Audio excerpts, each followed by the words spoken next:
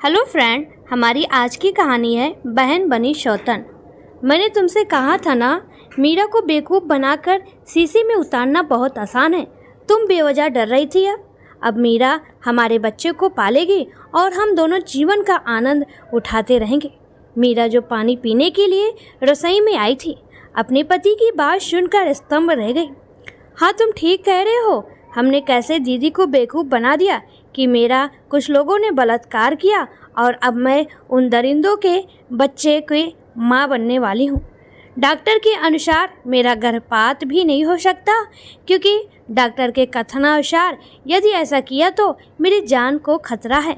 यह सुनकर दीदी ने आपको मुझसे शादी करने के लिए मजबूर कर दिया, जबकि उन्हें यह नहीं पता कि मेरा कभी बलात्कार हुआ ही नहीं। मैं तो आपके बच्चे की माँ बनने वाली थी।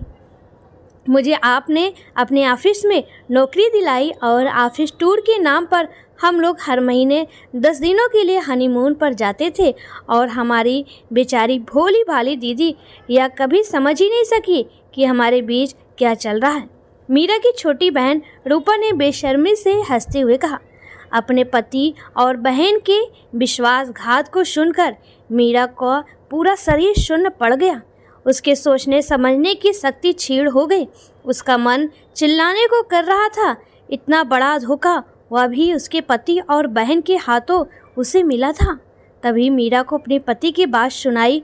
वह हंसते हुए कह रहे थे, रूपा, मैं तो जब तुम्हारी बहन को देखने गया था तो तुम्हें देखकर तुमसे प्यार करने लगा था, पर माँ को एक संस्कारी बहू चाहिए थी, इसलिए मैंने माँ की खुशी के लिए तुम्हारी बहन से शादी कर ली, पर मेरा दिल तो तुमने चुरा लिया था। मीरा के पति कैलाश ने हंसते हुए कहा, मैं भी तो अपना दिल हार बैठी थी आपके हाथों। मेरा दिल जानता कि मैं कैसे आपके लिए तड़पती थी।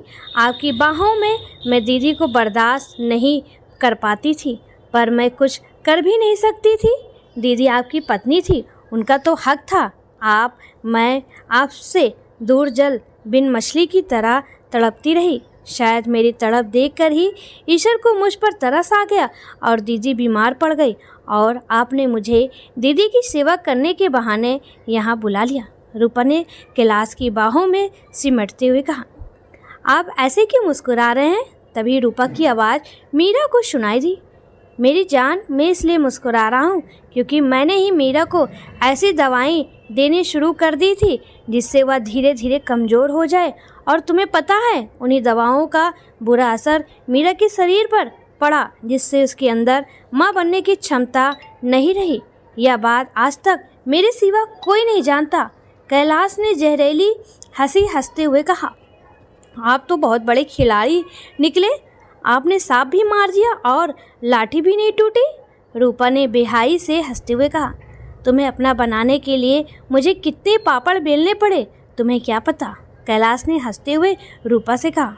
मैंने भी तो तुम्हें पाने के लिए अपना सर्वस्व तुम पर लुटा दिया, रूपा ने जवाब दिया। हाँ, तुम्हारे खूबसूरत जिस्म का तो मैं दीवाना हूँ। माँ बनकर भी तुम्हारी सुंदरता में कोई कमी नहीं आई, जबकि तुम तो और भी खूबसूरत हो गई हो। अब और ना तड़पाओ, मेरी बाहों में आ जाओ, कैलाश ने कहा। मीरा इससे ज़्यादा और कुछ ना सुन सकी। वह लड़खड़ाते कदमों से अपने कमरे की ओर चली गई। आज उसके सपनों का खूबसूरत घर रेत के घरौंदे की तरह ढह गया था। मीरा अपने कमरे में आकर निर्जीव सी बिस्तर पर बैठ गई। रूपा और उसके पति का बेटा कमल, जो अभी 6 महीने का था, निश्चित होकर सो रहा था। मीरा की आंखों के सामने अतीत की यादें चलचित्र की तरह चलने लगी। जब वो शादी के बाद कैलाश के साथ यहाँ रहने के लिए आई तो कैलाश अक्सर किसी न किसी बहाने उसके मायके जाता था। तब मीरा को लगता था कि कैलाश कैसे उसके माता पिता का इतना ख्याल रखते हैं। वह कैलाश पर गर्व करती थी, पर आज मीरा को पता चला वह एक छलावा था, मृगतृष्णा थी, जिसे मीरा अपने भोलेपन में पहचान नहीं सकी थी। फिर कुछ दिनों बाद ही मीरा की तबीयत बिगड़ने लगी। तब उसके पति ने उसकी बीमारी का फ़ायदा उठाकर रूपा को अपने घर में बुला लिया। मीरा ने अपनी बहन पर भी कभी शक नहीं किया, क्योंकि वह अपनी बहन और पति पर अंधविश्वास करती थी। उसे बहुत अच्छी तरह याद है जब उसकी पड़ोस में रहने वाली उसकी सहेली मीना ने एक बार कहा था, मीरा, तुमने अपने पति और बहन को बहुत छूट दे रखी है, कहीं ऐसा ना हो कि तुम्हारी बहन ही तुम्हारा घर उजाड़ दे। तब मीरा ने बहुत अविश्वसनीय के साथ मीना को जवाब दिया था, मीना, मुझे अपने पति पर पूरा विश्वास है, वह मुझे बहुत प्यार करते हैं। मैंने अपने घर की दीवारों को रेत से नहीं बनाया है, बल्कि यह मेरे विश्वास की सीमेंट से बनी है। यह कभी टूट नहीं सकता। यह रेत का घरौंदा नहीं, मेरे प्यार और विश्वास का मजबूत घर है। पर आज वही प्यार और विश्वास का मजबूत घर रेत के घरौंदे की तरह एक ही ठोकर में टूटकर बिखर गया। मीरा को वह दिन याद आया जब रूपा ने फटे कपड़ों के साथ रोते हुए घर में प्रवेश किया था और उससे लिपट कर रोते हुए कहा कि कुछ बदमाशों ने उसकी इज्जत लूट ली।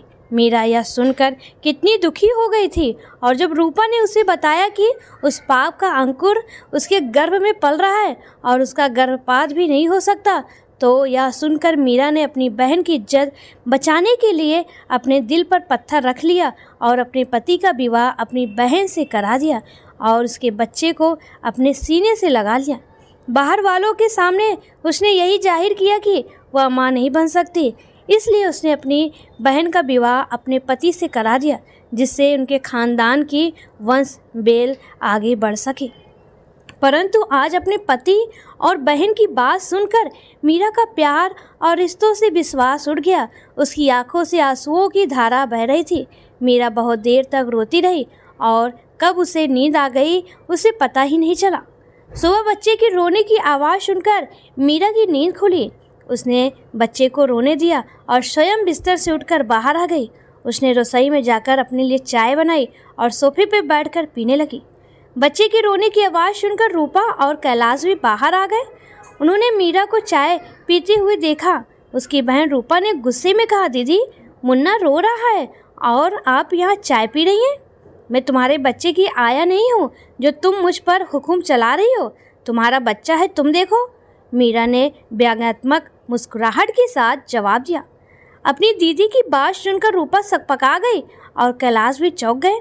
वह दोनों कुछ कहते उससे पहले ही मीरा ने कहा, मिस्टर कैलाश, आपने दूसरी शादी कर ली है क्योंकि मैं मां नहीं बन सकती, इसलिए आपको कानून दूसरी शादी की इजाज़त देता है, पर मेरे जीवन यापन के लिए पैसे आपको देने होंगे। यह मेरा कानूनी अधिकार है। अब मैं आप लोगों के साथ इस घर में नहीं रह सकती क्योंकि इस घर की दीवारों से मुझे विश्वासघात की गंध आ रही है।